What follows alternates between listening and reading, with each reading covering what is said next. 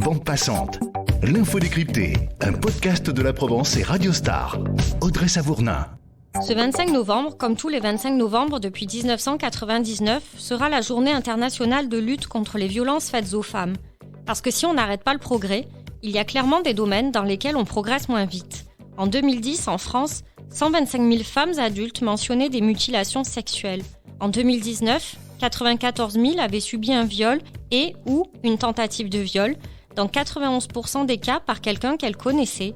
Et en 2020, plus de 139 000 étaient victimes de violences conjugales, dans l'immense majorité des cas sans porter plainte. 102 ont été tués sous les coups de leur conjoint ou de leur ex-conjoint l'an dernier. Et si l'on parle davantage de certains milieux, le cinéma, la politique, avec le hashtag #MeToo, c'est toute la société qui est concernée par ces violences.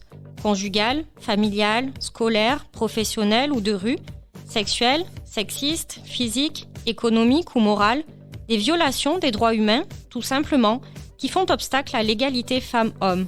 MeToo, partout, c'est le thème de ce nouvel épisode de Bande passante.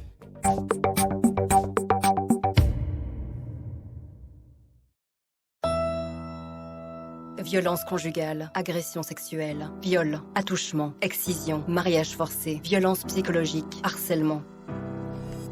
Femmes victimes de violences, des professionnels vous écoutent et vous accompagnent. Appelez le 3919, appel anonyme et gratuit. Marine Stromboni, vous êtes journaliste à la Provence et vous publierez une double page sur le sujet le 24 novembre. Quand on parle de violences faites aux femmes, on ne parle pas que de violences conjugales. Alors non, on parle effectivement de violences conjugales parce que c'est peut-être une des violences avec les violences sexuelles, les viols qui est une des manifestations les plus exacerbées des violences globales qui sont faites aux femmes, mais elles sont beaucoup plus larges que ça, elles concernent toutes les catégories, tous les âges, tous les domaines.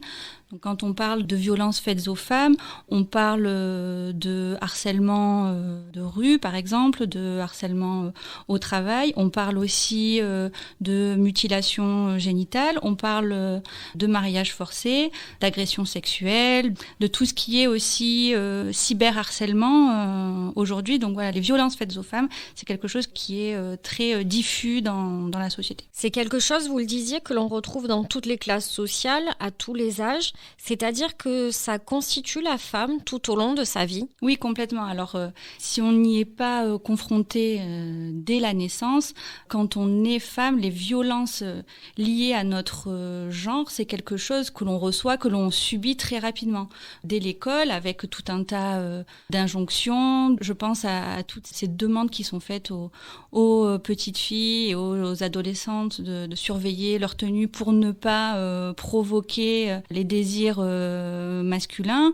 C'est quelque chose qu'on intègre aussi très rapidement parce que on doit faire attention à d'abord comment on s'habille, pas de jupe trop courte, pas de décolleté, comment on se comporte aussi. Donc une fille, une femme correcte par exemple, ne doit pas draguer, ne doit pas prendre l'initiative de ce genre de choses parce que sinon on est tout de suite catalogué. On doit aussi faire attention pour des choses beaucoup plus insignifiantes, à quelle heure on va être dans la rue, quel chemin on va prendre pour rentrer chez soi. Et voilà, ça c'est vraiment dans tous les niveaux de la vie d'une femme, à tous les moments, c'est partout. C'est une violence plus insidieuse en fait. Oui, plus insidieuse parce qu'elle est complètement intégrée, parce qu'elle fait partie de notre construction. Et on parle d'éducation des garçons. Il y a aussi la déconstruction des femmes qui est importante sur ces sujets-là. C'est difficile pour une femme de ne pas avoir à se justifier, d'avoir tel ou tel comportement, telle ou telle attitude. Parce que souvent, on valide ces comportements violents envers les femmes par le fait qu'une femme aurait eu cette tenue, ce discours, cette attitude. Voilà. Oui, elle l'a bien cherché. Oui, c'est ça. C'est pourquoi elle était toute seule le soir dans la rue. C'est vrai qu'elle est souvent en jupe. Il paraît qu'elle a couché avec un tel.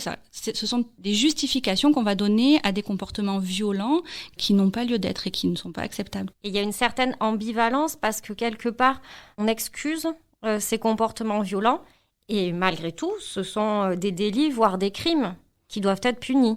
Les agressions sexuelles, ce sont des infractions pénales.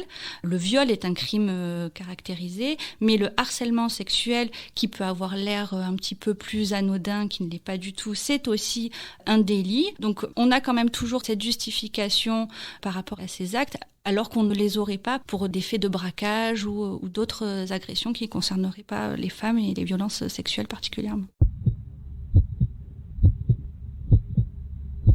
Vous avez pour votre dossier recueilli le témoignage d'une femme qui est un témoignage fort et qui montre combien c'est difficile, mais on peut s'en sortir. C'est le témoignage de Meriem Begash qui a subi, elle, des violences au sein de son couple pendant une 15aine d'années. Elle raconte à la fois la violence physique, l'emprise et l'isolement aussi, la culpabilité. C'est vrai que souvent, il y a tout ça au sein du couple. Elle dit qu'elle était obligée d'avoir des rapports sexuels avec son mari 2, 3 fois, 4 fois par nuit. Et elle me dit, c'était du viol et je ne le savais pas parce que elle avait intégré que son mari avait sa fierté, que c'était un homme et donc il avait des besoins et qu'elle se devait quelque part de répondre à ses désirs et surtout de s'y soumettre.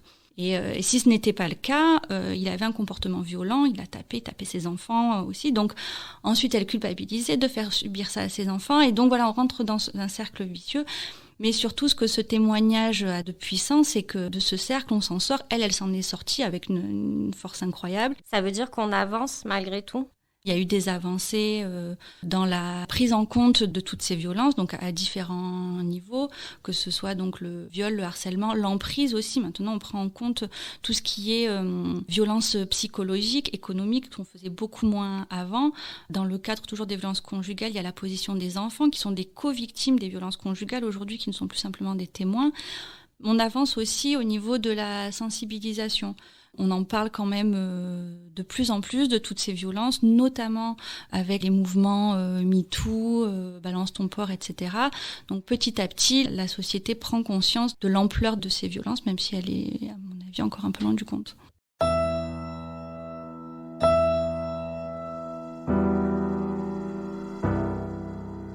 Depuis 1976, Solidarité Femmes 13 accompagne les femmes victimes de violences sexuelles et ou de violences conjugales, mais aussi leurs enfants, souvent sur le moyen, voire le long terme. Et après 45 ans d'existence, la structure est toujours aussi indispensable, même si les choses bougent, selon sa directrice, Sophie Pioro. Depuis les mouvements MeToo, le Grenelle en 2019 du gouvernement, on a pu vraiment voir quand même une prise en compte plus importante dans les politiques publiques de ces questions. On a pu aussi constater la libération de la parole. On a plus d'appels, on a plus de demandes parce qu'il y a plus de sensibilisation, plus de communication. Du coup, les femmes sont plus venues chez nous. Mais appeler à l'aide, décider de fuir un agresseur, reste très compliqué. Le plus grand frein, je pense que c'est tout ce qui est justifié dans la société qui fait que les femmes se sentent toujours coupables quand elles quittent le compagnon, par exemple, par rapport aux enfants, etc. Donc il y a cette culpabilité qui est quand même assez récurrente. Et puis la culture dans laquelle on baigne, qui est un frein énorme, évidemment. Une fois ce premier pas franchi, commence souvent une longue marche pour se reconstruire, un marathon vers l'indépendance qui passe par un accompagnement global. Souvent, c'est des papiers. Quand elles partent, elles n'ont pas les papiers. Les impôts, tout simplement pour avoir un logement, elles n'ont pas leur feuille d'impôt. Elles ne peuvent pas avoir un bail, les papiers CAF. C'est vraiment le 360 juridique, économique, social, psychologique et de reconstruction, quoi. Oui, c'est vraiment l'accompagnement global. Un accompagnement global, c'est aussi ce qui sera proposé par la Maison des Femmes de Marseille en janvier prochain, d'abord dans des locaux temporaires du CHU de la Conception. Sur le modèle de la Maison des Femmes de Saint-Denis, ce lieu ressource traitera toutes les violences et offrira une prise en charge holistique, selon les termes du professeur Florence Bretel, gynécologue obstétricienne, qui pilote ce projet avec 4 autres soignants. On va prendre en charge ces patientes sur le plan médical, social, juridique, pour arriver à les remettre dans un circuit normal et de sortir du cercle de la violence.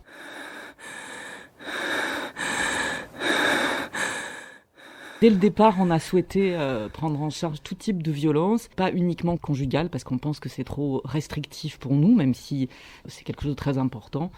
Donc c'est vraiment destiné à tout type de violence, sachant que on s'adaptera en fonction de la file active de patientes qui vont venir. Ça ne veut pas dire que Maison des Femmes va recevoir toutes les patientes victimes de violences de la région, pas du tout. Mais ça veut dire qu'il va y avoir une vraie dynamique territoriale qu'on veut créer et mettre en place. Ça, c'est important et c'est un autre rôle majeur de la Maison des femmes. On sait que les patientes ne vont pas jusqu'au dépôt de plainte, qui est quand même une étape qui est très importante, et que quand on regarde les différentes enquêtes, les femmes se confient soit à un médecin, soit une sage-femme, soit un psychologue, soit une assistante sociale, soit un dentiste. Enfin, c'est assez incroyable. Et l'idée, c'est que tous les professionnels soient formés pour accompagner la patiente dans une démarche qui va lui permettre d'avancer, en fait, pour récupérer de l'indépendance et sortir du cercle de la violence. C'est un lieu aussi qui va travailler avec les associations qui sont déjà proactives, associations et services qui sont déjà proactifs sur le sujet dans la région. Donc l'idée, c'est de ne pas remplacer, c'est d'essayer de coordonner les soins autour de la patiente. Nous sommes une structure qui sera ouverte dans la journée. Dr Hélène Eckenroth, gynécologue obstétricienne, membre de l'équipe de la Maison des femmes.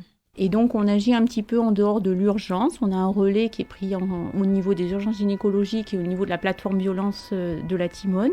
C'est un guichet unique. Quand la patiente se présente, elle est prise en charge de manière globale avec des soins, prise en charge avec les sages-femmes, les médecins, psychologues et en fonction de ses besoins, la justice, la police et l'Institut de médecine légale qui pourra venir sur place pour faire les certificats nécessaires. Il y a également un accompagnement social qui est essentiel pour une mise à l'abri rapide avec une possibilité d'évaluation sur l'urgence ou pas de la situation. Est-ce qu'on est sur des violences actuelles avec la nécessité d'une mise à l'abri de la patiente et de ses enfants ou sur des violences passées qui nécessitent un travail de fond. Qu'est-ce qu'il faudrait faire pour encore améliorer cette aide aux victimes ? Je pense qu'aujourd'hui, donc la Maison des femmes, ça a avancé vraiment à grands pas et je pense que ça va être très aidant. On va avoir du personnel, enfin on a beaucoup de moyens, je pense que ça va avancer. Quasiment toutes les structures hospitalières de la région vont pouvoir répondre à un appel d'offres et vont pouvoir demander du personnel supplémentaire. Par ce maillage-là, on va pouvoir améliorer la formation au dépistage, donc ça c'est important, le dépistage et la formation des professionnels. Et je dirais que l'autre levier, mais ça c'est l'étape d'après, c'est l'hébergement, la réhabilitation. C'est très très important parce que les professionnels disent, voilà, on a dépisté quelque chose, mais on ne sait pas qu'est-ce qu'il faut proposer à ces patientes-là. Et souvent, la question de l'hébergement, c'est quelque chose de très important. Et après, la réhabilitation avec un projet de travail, d'activité pour gagner de l'indépendance. On a des places d'urgence. Après, il faut arriver à désengorger les places d'urgence en créant des places pérennes. Oui, pour exemple, donc moi, je fais la visite le lundi matin et il y a une quinzaine de jours, il y avait 2 patientes hospitalisées sous le secret, donc une depuis 15 jours et une depuis 3 semaines. Donc c'est dire la problématique d'hébergement, elle est majeure, nous, dans la région. Je pense dans pas mal de régions en France, mais nous, à Marseille, c'est une problématique très importante. Quant à savoir comment éradiquer les violences faites aux femmes pour ne plus avoir de victimes à prendre en charge, le professeur Bretel et le docteur Eckenroth misent sur l'éducation. L'éducation, elle est très importante. On a travaillé beaucoup par l'éducation par les pairs. Je pense qu'il faut qu'on travaille là-dessus, mais c'est le respect en fait. Et il faut travailler dès le primaire. Il faut absolument qu'on aille auprès des plus jeunes, expliquer aux garçons, aux filles, que on est égalitaire et que seule la communication permettra de ne pas arriver sur un cercle infernal de violence. Peut-être que c'est le rôle de l'école, des médias aussi, des politiques, de montrer l'exemple.